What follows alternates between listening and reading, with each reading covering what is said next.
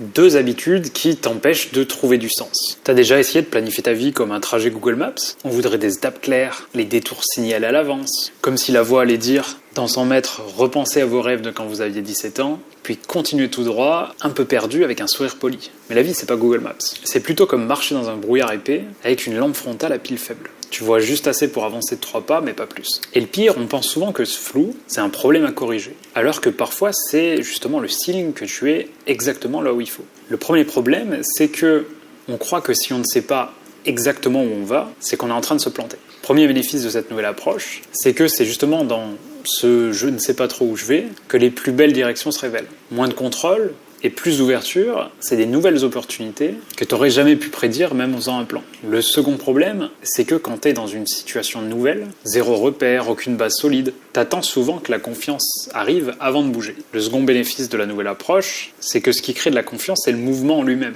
Juste avancer un peu, même bancal, ça déclenche un effet domino. Une micro-action t'en montre une autre, pas besoin de tout voir pour faire un pas. Et le plus beau dans tout ça, c'est que prendre cette approche, c'est pas choisir une vie de chaos où on marche avec une pancarte « je ne vis qu'une fois », c'est d'apprendre à avancer et de faire confiance au mouvement, même quand t'as pas toutes les réponses, ce qui est étonnamment compatible avec une vie moderne plein d'agendas serrés et de projets variés. Alors la prochaine fois que t'as l'impression d'être dans le brouillard, au lieu de t'arrêter et de te poser 12 000 questions, essaye de faire confiance au mouvement. Peut-être que t'es pas perdu, peut-être que t'es juste en train de tracer un chemin qui n'existait pas encore.